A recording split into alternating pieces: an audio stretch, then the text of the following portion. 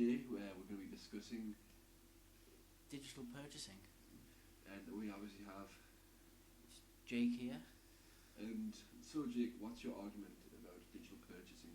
Well, as you know, in the past couple of years, microtransactions and DLC and in-app purchases for mobile games have had a rise and not great taste with the public. But I don't see them really as a bad thing. I'd say they're bad from a gamer's point of view, but not necessarily a developer's point of view. Yes, that's a very alternative opinion on the matter, which would be very interesting to hear. Yeah, so like as a gamer, they are annoying. In the sense, like if you're playing like Plants vs Zombies, for example, on your phone, it's like if you want a stack of gold, the best deal they say is $69.99, and that's like a ridiculous price. Yeah, that's like more than like the full game. Yeah, and the game itself is free, and you're paying 70 quid for a stack of gold. So essentially, you're paying to win.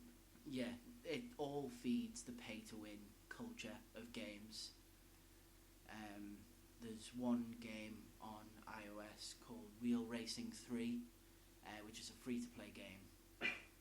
And I think you can either... The choice is you can either grind for, I think it's something like 300 hours to unlock everything, or pay 30 quid and have it all like that. That's it. Yeah, that's not great. Yeah. Some people aren't willing to do that, so they pay the 30 quid, but do you really want to pay 30 quid? Well, that's down to the individual, really. Yeah. But I think you're all right in the sense that a lot of people would take the easy way out there. 300 hours of gameplay, that is a lot of good gameplay. You know, there's some of my favourite games of all time. I haven't even got close to that, so yeah. that is the kick in the backside. It's a lot of hours when you think you're playing it on like an iPad or an iPhone or an iPod. It's a really small device, and if you're going to play 300 hours, it's a lot of time to really play. So obviously, I think the whole like free to play nature of like pay to win stems mainly from the mobile market, but I think obviously it came into the console market, and that's what we're here to talk about. So you want to get the ball rolling, start the argument. So in terms of, there's not many like IAPs obviously in console games, but there's microtransactions within multiplayer games, things like Gears of War 3, Battlefield and Call of Duty, especially the last few installments, have started to include these microtransactions, like things for skin for your weapon. I think Gears of War 3, when it first came out, launched a bundle for just one of its weapons, and it was like 36 quid for all the skins, and that's all you get is some nice little painting for your gun. And this was stuff which in earlier days in gaming would have been unlockable. And you know, I think it takes that sort of like that replayability out of the game. It takes that enigmatic way, you know, feel of like finding new things out and being like, wow, I didn't know that was even in the game. Yeah, there's no challenge with it anymore because you just can just pay for it. Yeah, it's not the same as when like we grew up playing games. Yeah. For example, Call of Duty 4 and to some extent 5 and Modern Warfare 2 were like you could unlock all the weapon skins yourself. You didn't have any shortcuts, whereas you get Call of Duty Ghosts, I think it's about 34 quid for like a season pass, which then has everything, but they only have so much out at the moment. But how much do season passes normally cost? Like, what is like, so is it, do you know, like what the average sort of like price is? Because I think it's not just shooting games which have season passes, I'm sure. Fighting games do. I'm sure even Assassin's Creed 4 has one. Yeah, there are. I think it varies from game to game, and obviously there are. The company. Yeah, it depends on the company as well. I know that Ubisoft, BioShock Infinite. Oh yes. that had a season pass. Yeah, I can remember. I mean, with a game like Bioshock Infinite or Assassin's Creed 4, these games are going to have a lot of DLC. It's not in, I think, I mean, what's that? Has Freedom Cries just been released? And does that come as part of your season pass or not? Yes, it does. I checked. It's only £8 otherwise, which isn't that bad. I mean, it's essentially another little campaign. And with the wealth of what you get for an Assassin's Creed game already at 40-50 quid, it might be worth it. Yeah. But if you've paid the season pass, which I'm not sure on the price on at the moment, it's you get that included. So it's, in a way, like, I think Ubisoft season pass is more worth it. Yeah, it's more others. value because you're actually getting, content which is new content. It's not just unlockables. It's not just something aesthetic. It's something actually which you can have an experience with. Yeah. I've actually got the Bioshock Infinite season pass page up here, and it's $9.99. I don't know how that translates into British pounds, but it says get more story and adventure with the Bioshock Infinite season pass. And it includes Bioshock Infinite Clashing in the Clouds, Bioshock Infinite Burial at Sea Episode 1 and Burial at Sea Episode 2. Now, I'm pretty sure all those games retail at, all those DLC expansion packs retail around, is what, like £10 each, something like that. I think it's, I'm sure that's definitely, you are getting your bang for your buck there. I mean, I can give an example. I play the wrestling games, and you get a season pass for £10, and you get exclusive characters, which is obviously just sucker it in. And I think you can save about £5 altogether on the DLC. So I do like them in that sense, and I feel like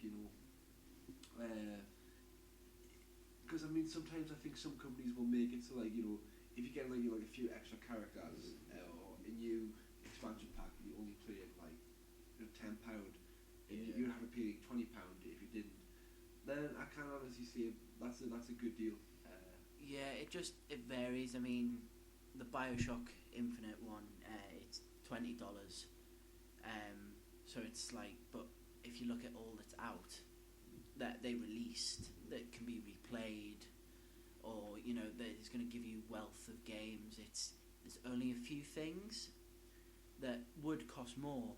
So it does make it worth it, but there is literally a handful of things you get. Whereas, say for Battlefield with their premium, which is essentially a season pass, that's 35 to 40 quid. So that's the price of the game for last gen consoles, isn't it? So if you want to play Battlefield and then go and get its premium, you're essentially paying for 2 games. So you play £80 or really for the full, the best rendition of Battlefield 4. Now that makes me think, right? Is this just because? And now this is what I'm getting the idea of, right? Because development is costing more money, and you make more money. Is this just a way to disguise, it's a EA thing, we want to make £80 off this game per unit sold, but the way they're doing it is that it seems like you're paying £40 and you're getting suckered in and you're paying extra. Is that what's going on here? Is this just I can't remember the word. Is this just put in place as a distraction, employed to seem like you're paying, that you're not paying as much as you really are for the game, but in reality you really are. Well, that is true. But I suppose premium is optional. It does, the idea of premium, it obviously came in Battlefield 3, and it was essentially for the expansion packs. That's why it's like a season pass. It was you could buy premium and get access to all the map packs, which there was 6 map packs that were all ranging from 7 to 12 quid each. I know the recent one that they've got out, China Rising for Battlefield 4, is 12 quid. I think.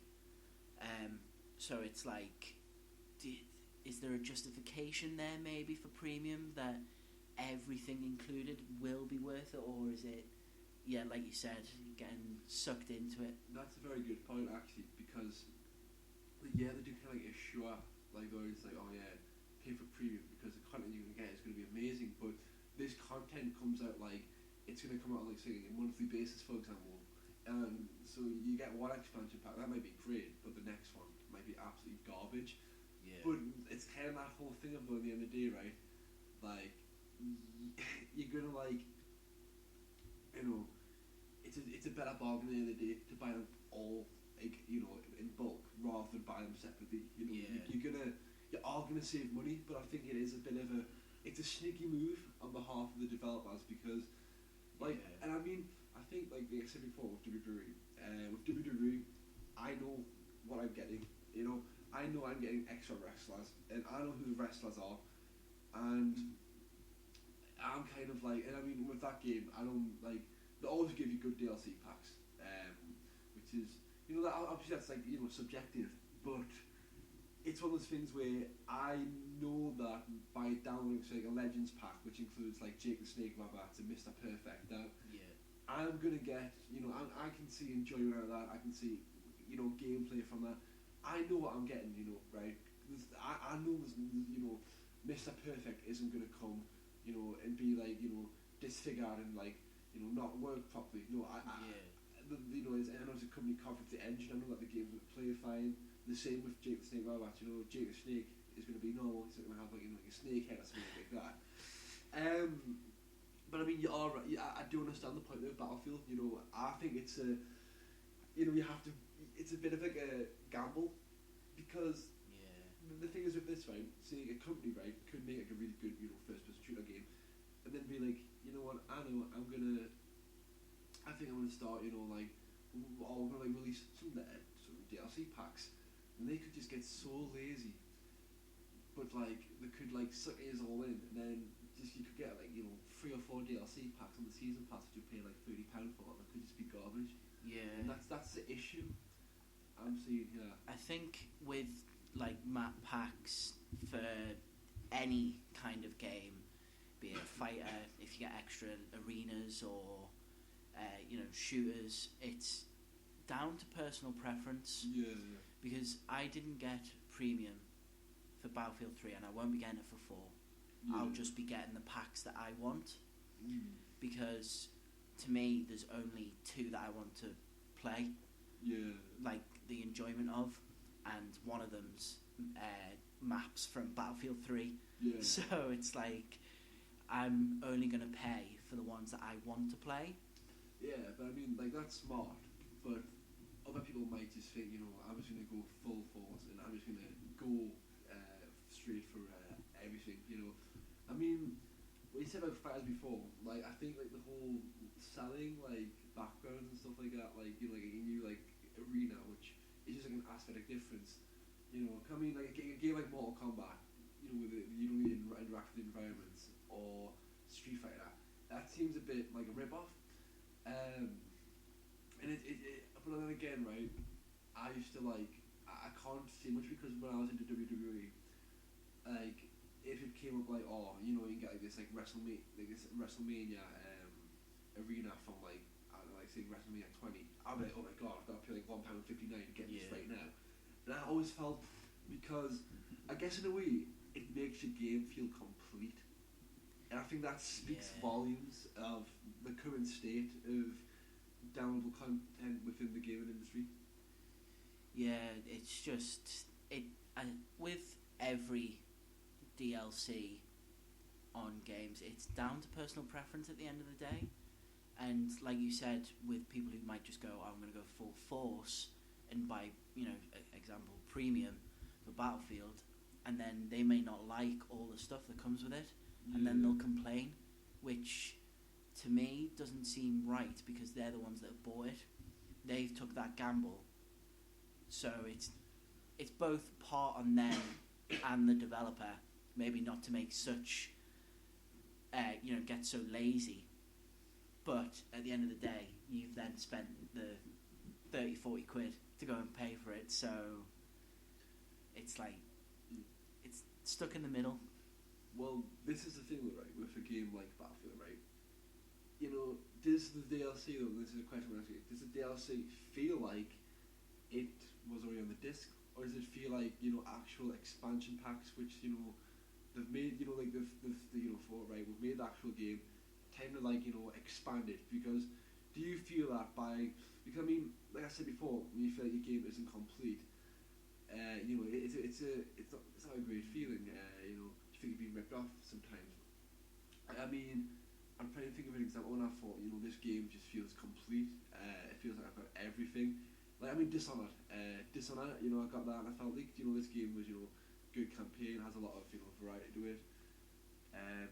Even better example, Fallout, right? Fallout, New Vegas and Free, right? Both of them games, I got absolutely hours just out of the normal campaign. I felt like, you know, these were games which were, you know, made from the ground up and was just, you know, absolutely just fantastic. Yeah. Now, when they release DLC, the DLC always feels like, it doesn't feel like they are fixing the patches.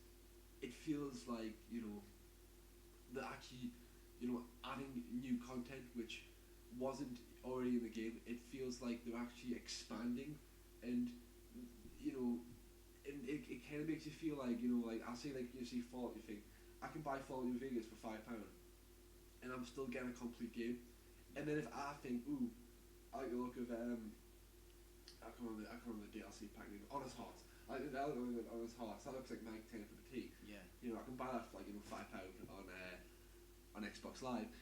And that's a good sort of DLC model in my opinion, but I mean, I've just bought Mortal Kombat, and I paid £6 for it, which was a problem.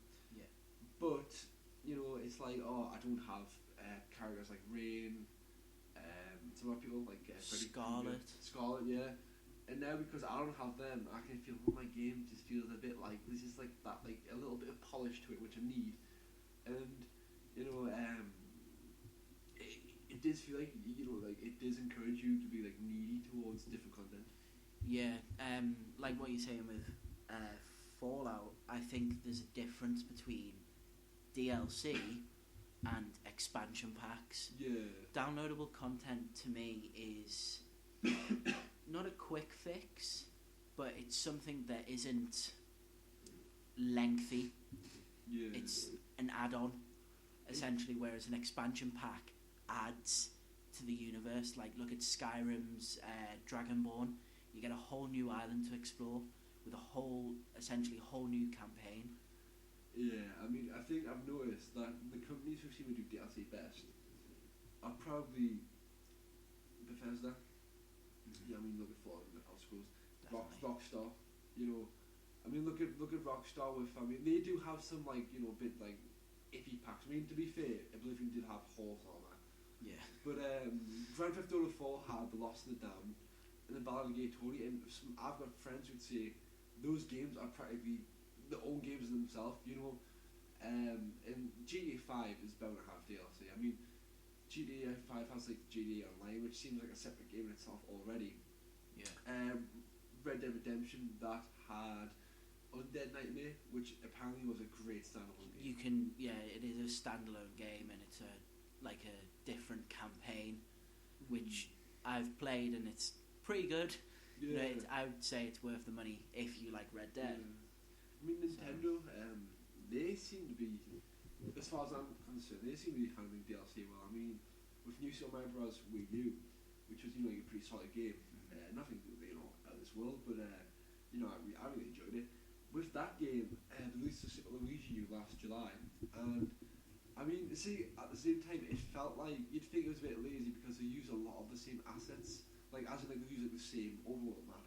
Yeah. But the game, like, the way they change the levels up and, like, the aesthetics of the levels and stuff like that, you kind of thought, well, and I mean, for £20 as well, it was an expansion pack. It was a standalone game as well. It was a game which, you know, you could. I mean, it was cheaper than the actual game. I mean, retails at £30, £20 download, and you're getting yourself, you know, a game the same size, exactly the same size as Mario Wii U. It's exactly the same size because it's identical in that sense, but you're getting new levels, new challenges, and a new character. And I think that's a good way to do it. Like, if you're gonna have that much content, I think it's worth the money.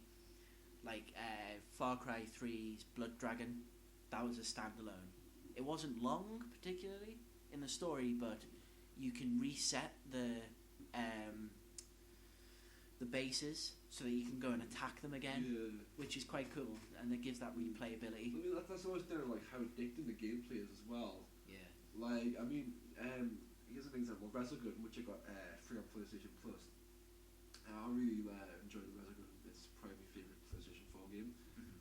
And what it is that game's actually rumoured to have DLC, which I'm actually really looking forward to because I am really addicted to that game. And with Resogun, it's one of those things where there's actually like a whole like amazing wealth of content. I think the game is around £10 or free with PlayStation Plus, and it's like for what you pay for, you get I think you get 5 levels, 3 ships, 4 difficulties, which is it's a really well done game. And I mean it seems short, but at the same time, it's so addicting. You can have fun on those same 5 levels so much. So obviously, it's subjective whether you're getting like a good amount of value on the disc already. I mean, like I said with Mortal Kombat. Now, I personally, actually, I'm going to contradict myself here a little bit because I was just using that as an example before. I probably don't even want to buy Rain or the other characters. Yeah. But some diehard fighting fans would want to buy them. But I mean, like with WWE. I mean, you get a good amount of wrestlers and that all the time, but it seems like I could I can always have like more wrestlers, and I always want more. I always want more. And he has a thing what I want to actually touch on with WWE, which it seems like not enough sports games do this. Like the DLC gets announced right like about a month before the game's announced, so which 3 packs are coming out, and they'll always come out in November, December, January. So after that, there's no more content. And now, obviously, with the nature of a show like WWE, new wrestlers are introduced in January, they're introduced in March, sometimes they're introduced in April, in the summertime. New guys come up, and it's like, WWE 13 came out in October of 2012. A month later, The Shield, who are a massive stable, they debut. And these are like just massive. These guys, were just stars in the making as soon as they debuted. Now, we didn't get a players limit on a WWE game until October 2013 with 2K14, and it seems like why is like a company like that. To be fair, 2K14 had a very strange development because of THQ being closed down. 2K, just sort of buying season assets like that.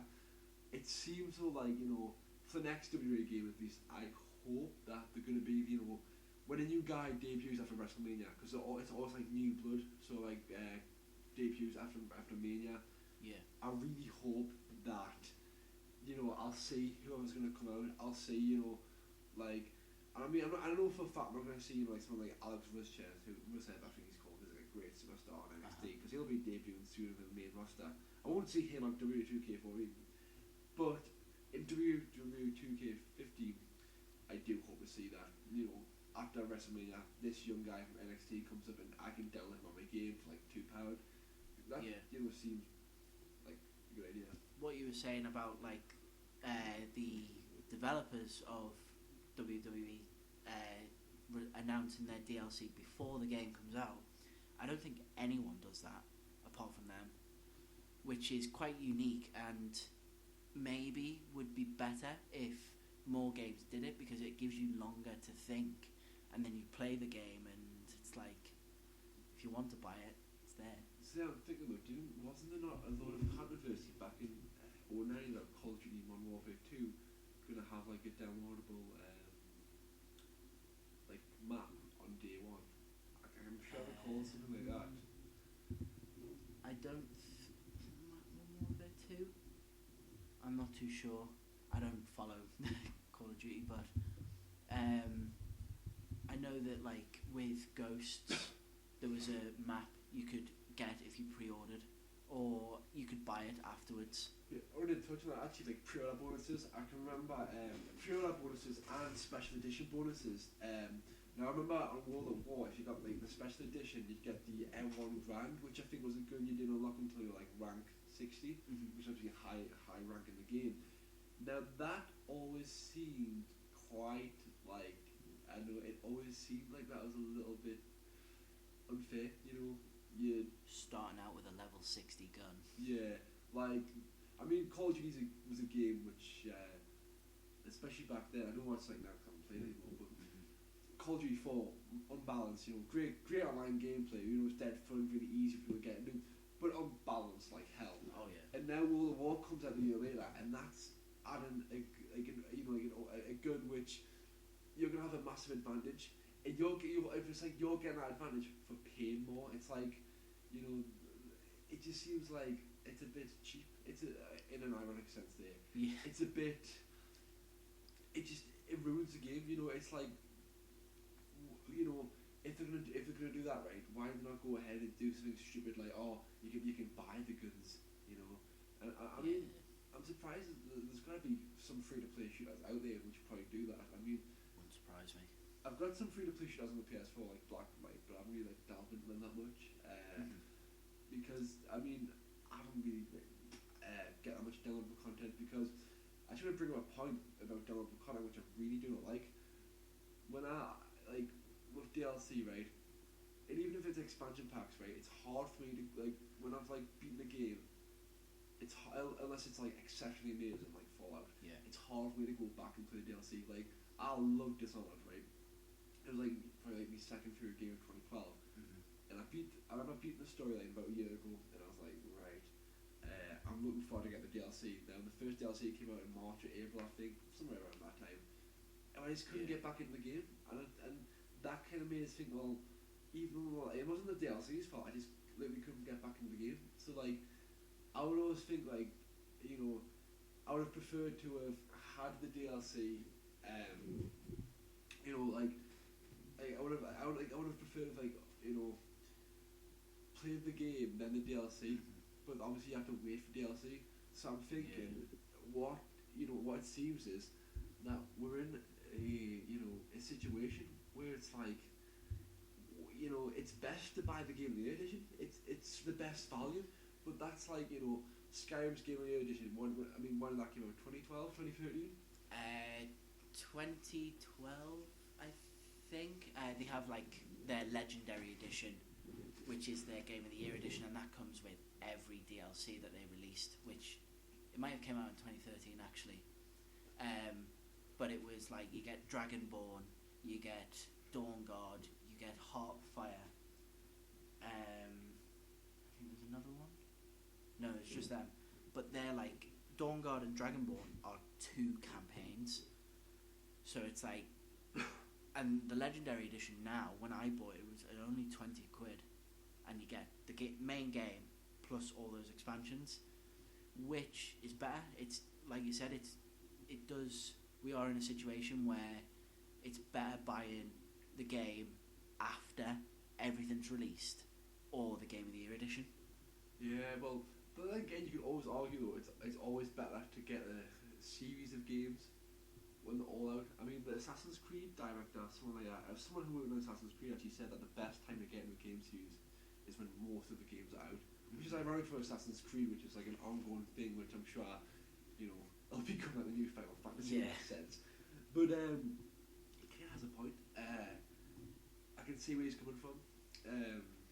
Yeah, you know, it's just, if you're getting into a series that's say 5 games long, you've then got 5 games to go and play, which makes it a lot more worth it for the money you spend on that series. Personally. Yeah.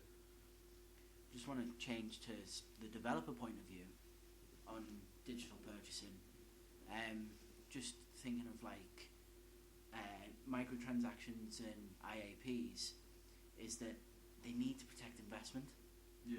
It's the world of retail for a developer is a harsh place.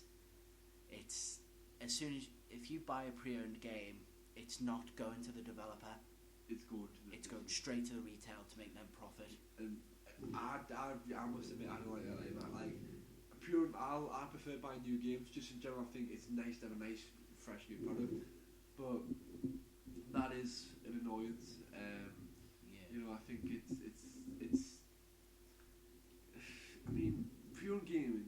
One thing I must say, it's good if you're on a budget, and that's what I like about it. But I think at the same time, right, games are, because I think with like there being so many in the market, I think you can get brand new games much cheaper now. You know what I mean? Like I said before, Yeah. I got Mortal Kombat, which is a 3-year-old game for £6, and that was brand new. I've found some right bargains. I mean, it depends on where you look, Yeah. but I mean, as much as I think it does annoy us how like pre-owned games, at the same time, right, you know, when you're on a budget, it is a good way to do it. I do go to Kex a lot, CX. I just think it's, sometimes when you're on a budget, you just can't spend that much money, but at the end of the day, right, Jim Inquisition did a great video on this about how gaming is a luxury, and it is, and it's one of the reasons why the charity Child's Play. Yeah. I think it's a nice idea, but I think the one thing I kind of disagree with it is that though it is a really nice idea, and I do respect them. Yeah. I think instead of raising money for kids, I mean it's for kids who can't afford games like that. Could you not give that money towards something more important in their life? Like, look, I love gaming. It is my passion in life, but it's. If I couldn't afford it, I'd have to accept it. It is the luxury. It's not something which I need to survive. I know entertainment is a big important thing in this world, but gaming is one of the more expensive forms of entertainment. Definitely.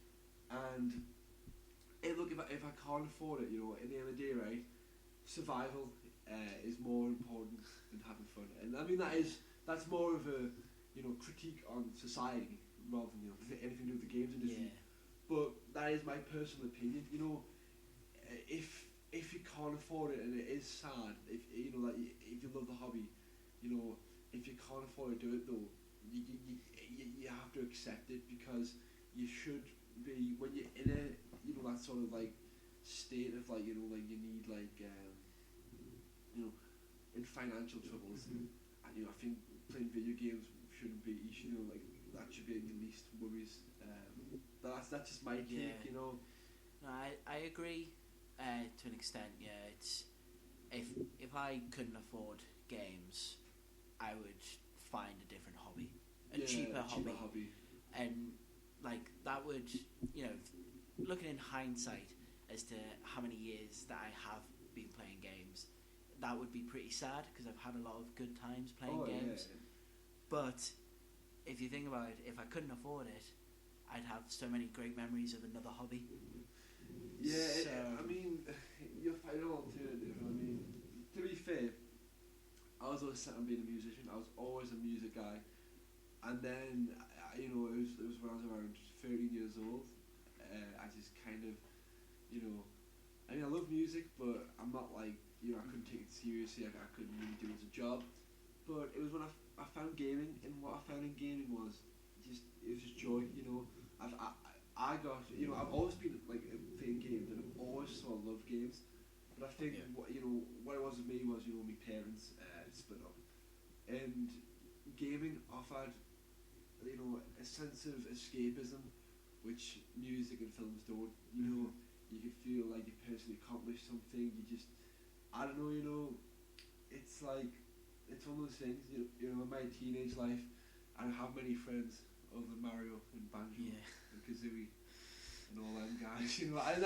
All those fun guys. It's sad, but I mean, in some sense, people's friends are the video game characters when they grow up, because I had a tough time with parents leaving. But I do think if I didn't have games, I'd be a much different person, and that games have helped me become the person that I am. And I'm very proud of the person that I am. Yeah. And I think they have had a very, big part of my life, a big impact, and they have, in some sense, defined me for who I am in some ways.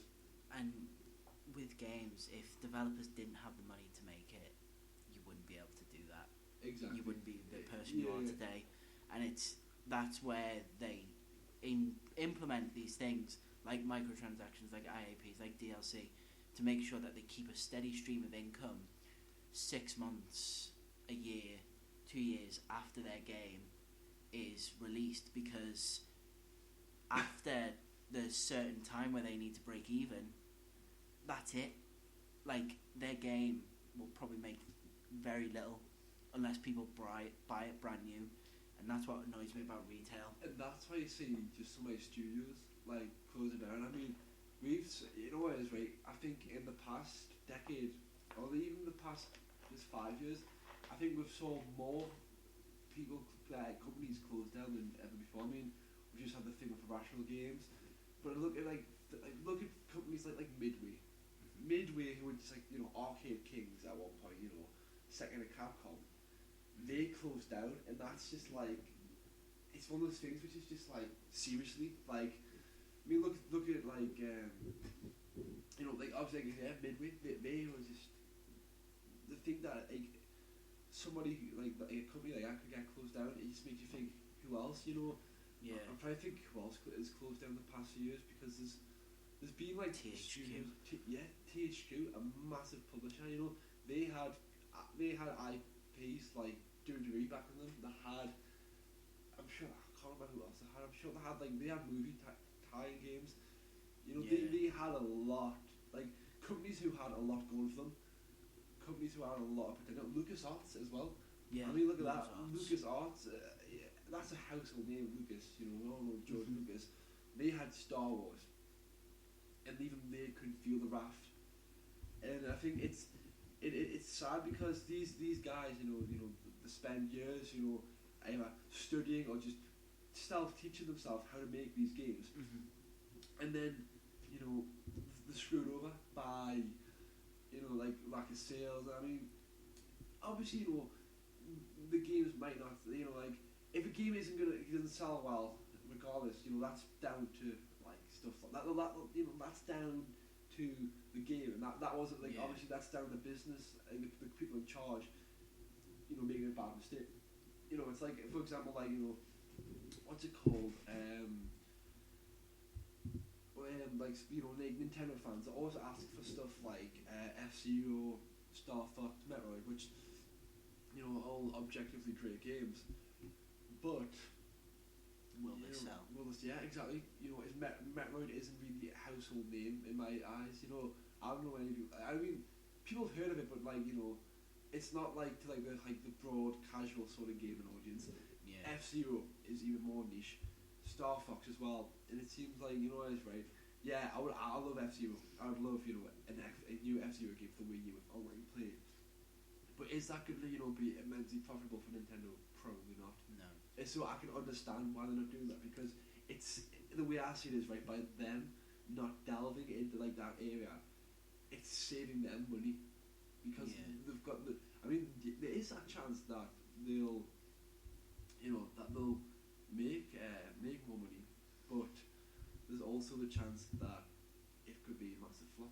Yeah, well, with games, they're becoming increasingly more expensive to make, so they're bigger investments. And with a game, say like Metroid, which is essentially a shooter, as I know it, to bring that into the modern day, and to make that, to a good standard where people will buy it, where it won't just be the hardcore fans, that's going to cost at least $5 million to make. But look at the way time changes things. I mean, you have take a company like id Software.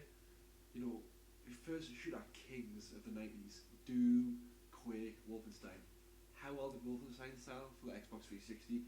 How much did Rage flop? Those two games were both, criticised immensely, and this is the kings of, this is like the people who created the first person shooter genre, and to think that I think it's the fact that a big name like that, with just so much talent, can fail.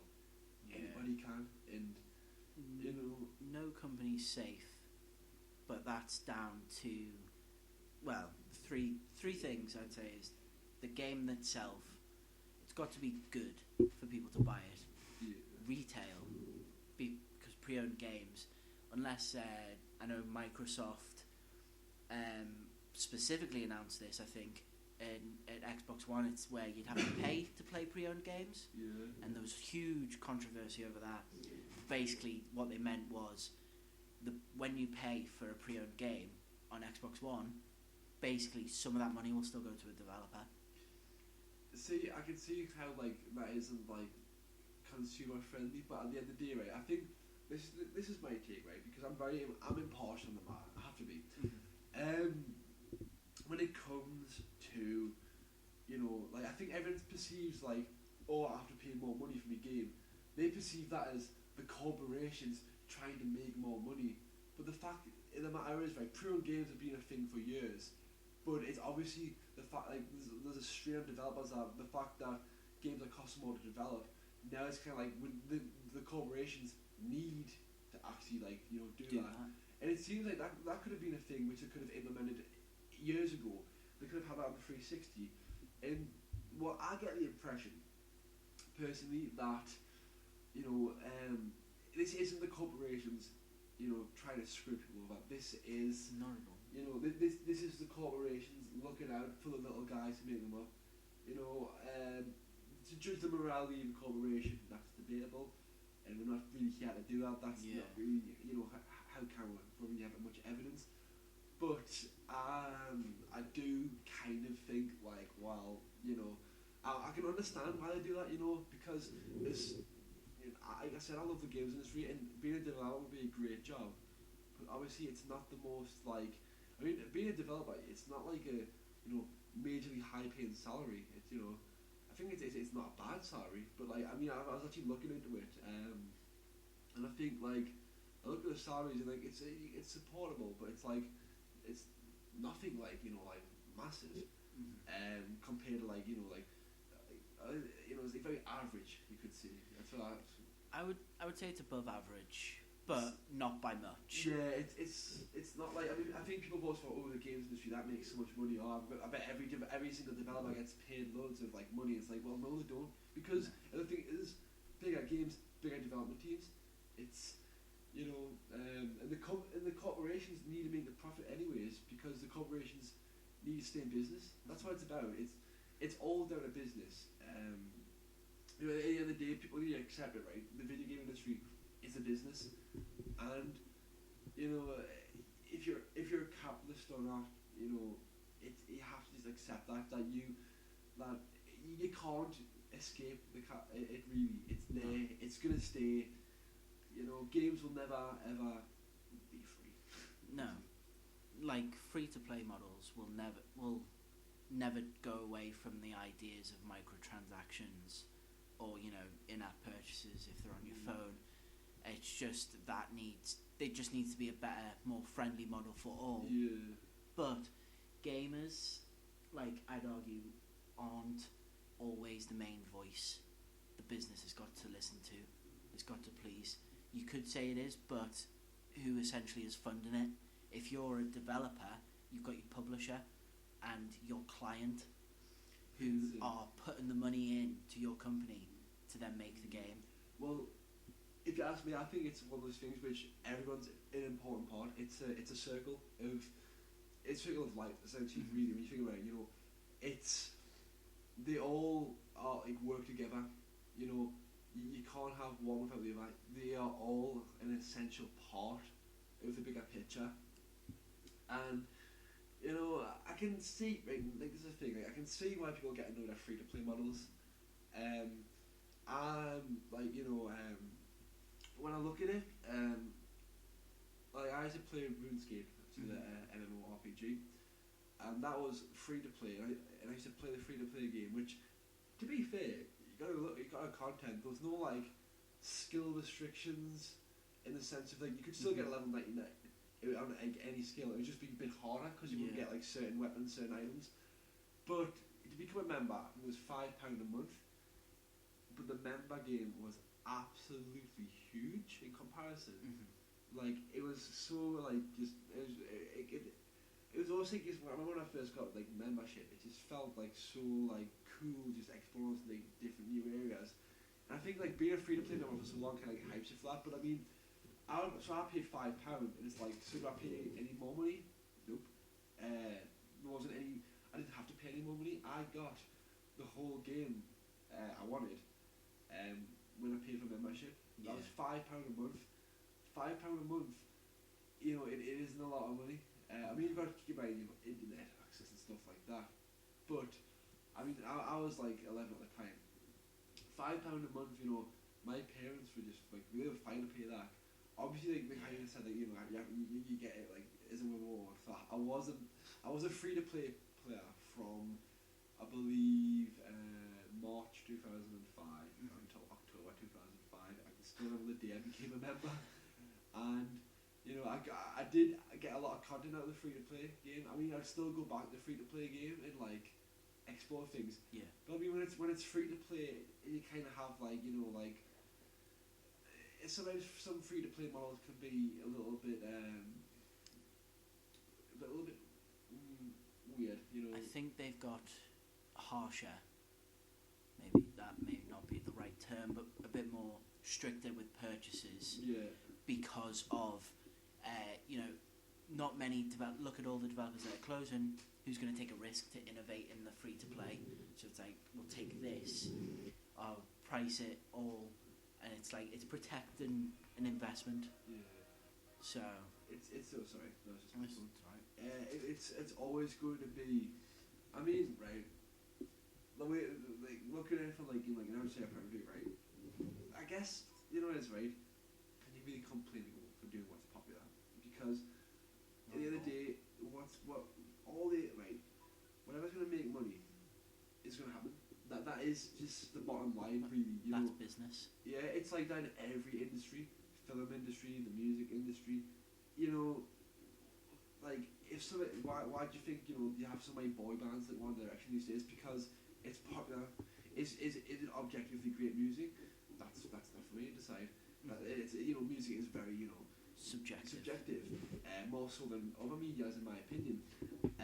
Like I get the impression that like why is there so many boy bands? Because One Direction are successful, so everybody else wants to be successful.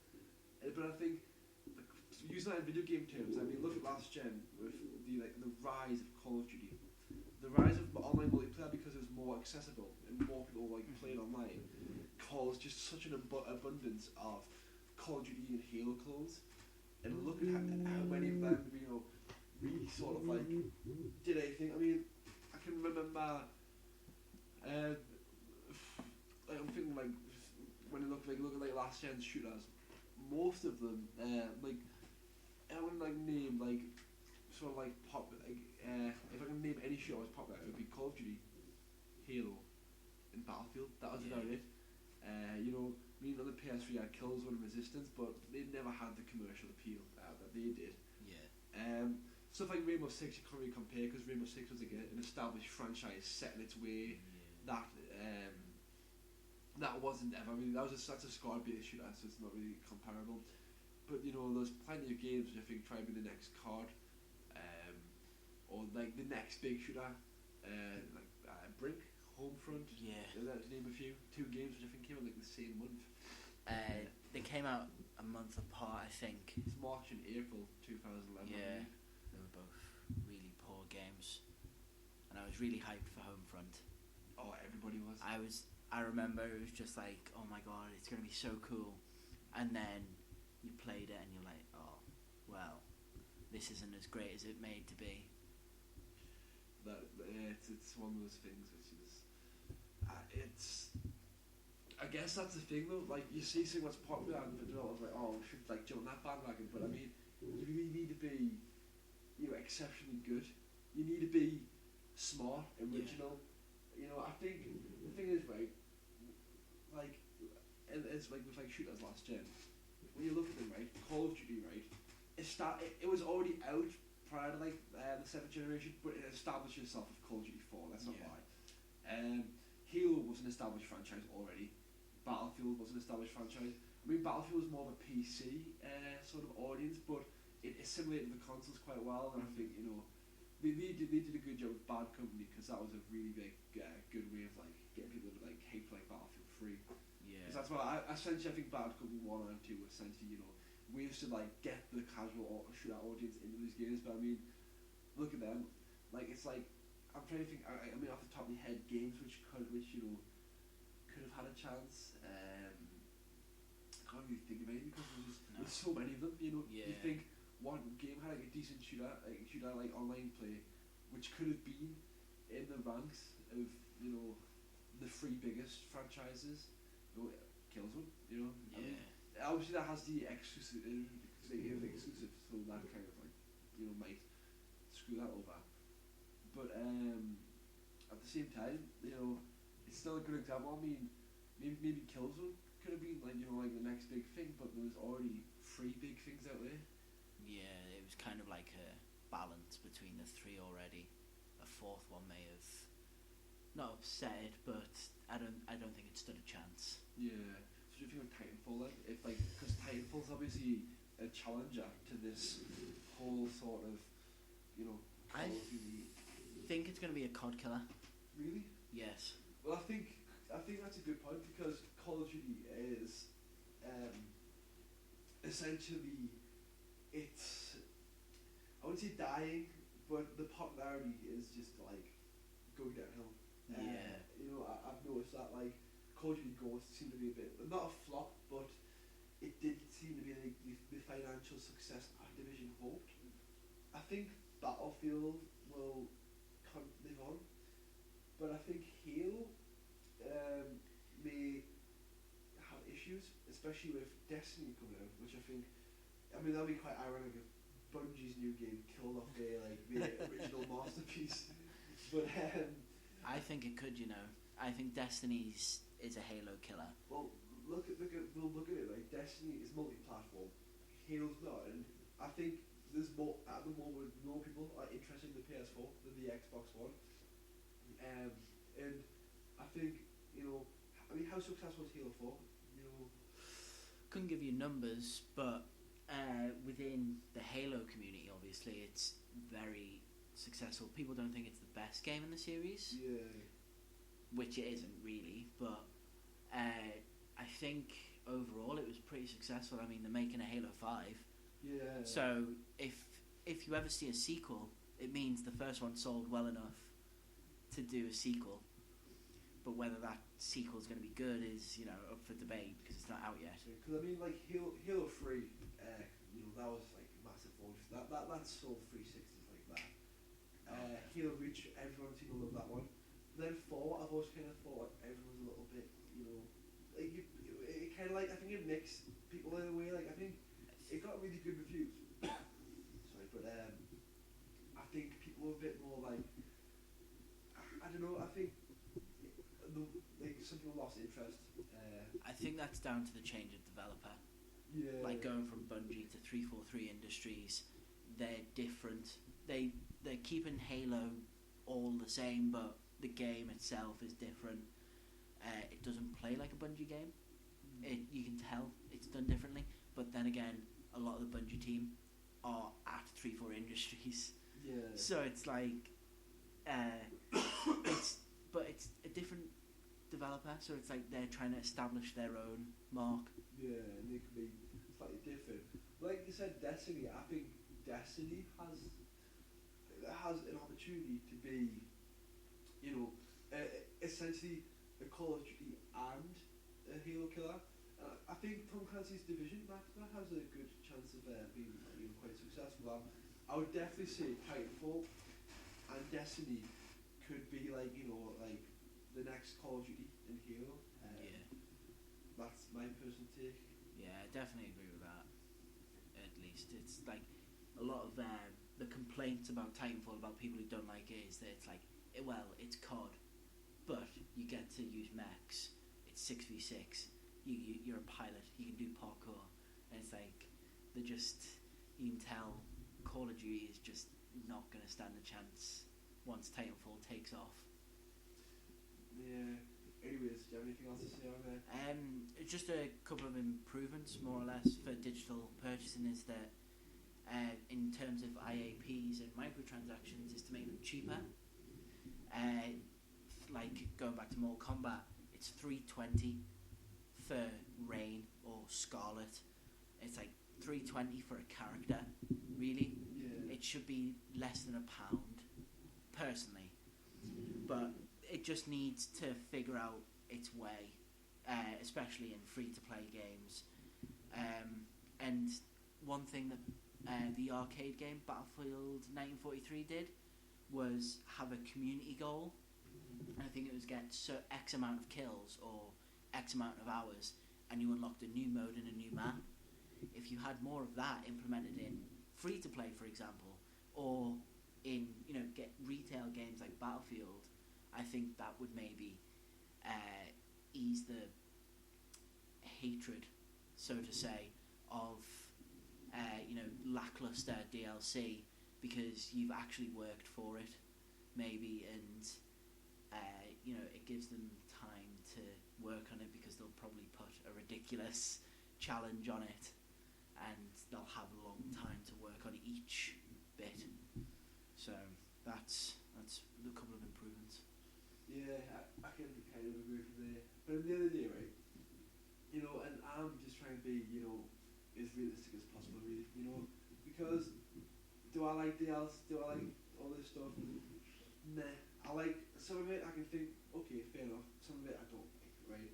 I'm not gonna, say I'm one way or the other, because sometimes I do agree, sometimes I don't. But I think, let's just be realistic. It's here to stay. In the digital age that way, things. This is the way things are going to be, and if you don't like the way it is, then you're gonna have to learn to live with it. Yeah, it's not the 90s anymore. It's not the noughties. This is this generation of gaming is different. It's the games industry is evolving, and is it evolving for the good or the bad? Who knows? Anyways, I think so. To wrap things up today, this was a gaming debate with Sam and Jake. Hopefully we could get a follow-up on this, which would be very interesting to see what the rest of the Red Kind staff say. Yeah. But anyways, thank you very much for listening. I've been your host. Thank you very much for listening. Remember to subscribe, rate, comment, etc. See you later.